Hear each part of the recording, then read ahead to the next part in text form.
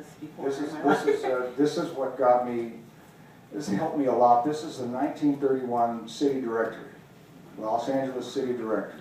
And it's, you can see that it's big and thick, and it's alphabetized, and it's all the people that they could find who would reveal who they were and where they lived.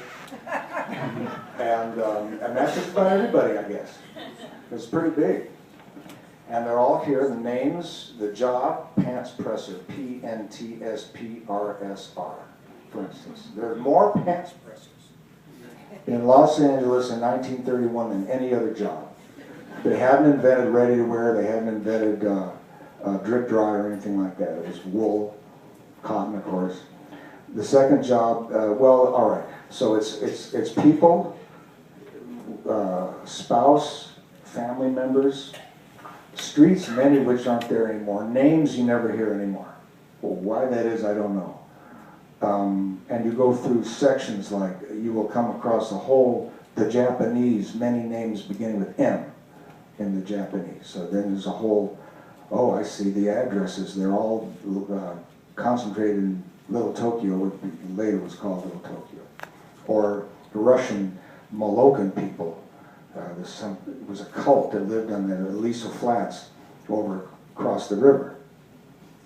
And that, and so, and Chinese cooks, incredible. There must have been 1,000 Chinese cooks even then. And then apartment houses. There's a list of apartment houses, the names of apartment houses.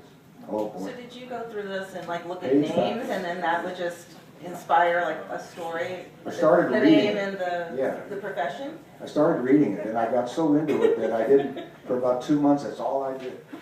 You sat? Sat and read this thing. It was a great experience. And the music teachers, music in the home, teachers in the home, mostly women, voice, violin, yeah, piano.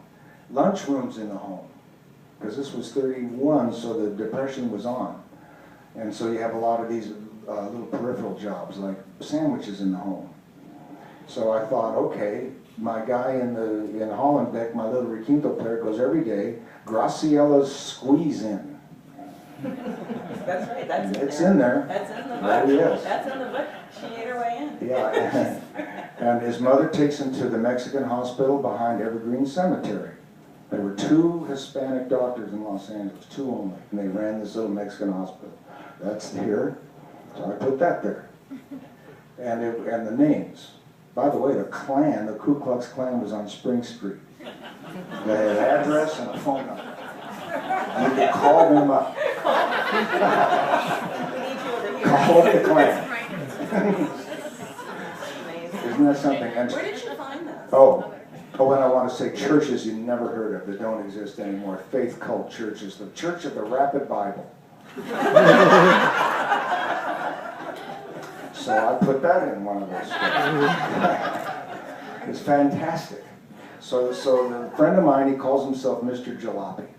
And he goes to garage sales, and everything he has in his life, cars, tools, mostly tools, he gets in garage sales. All of his clothes, his shoes, his hats, his eating utensils, incredible. Amber knives, amber handles. Where does he get this stuff? And he got this, and he brought it to me and said, you know, you'll know what to do with this. He was right. And it is great. And so I want to say, if there are people here tonight and you had family in LA in 31, they probably, I found my family in here. The grandfather was a doctor, Dr. Cooder, and he's right there, across from Perinos. So if anybody wants to come up and see if they're family after we're done talking here, you can come on up and take a look. Be careful though, because the paper's real thin, you know. So you have to be a bit gentle. But you may be in here.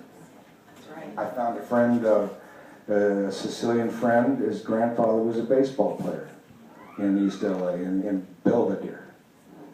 Yeah, a Sicilian baseball player. He was in there. It's terrific.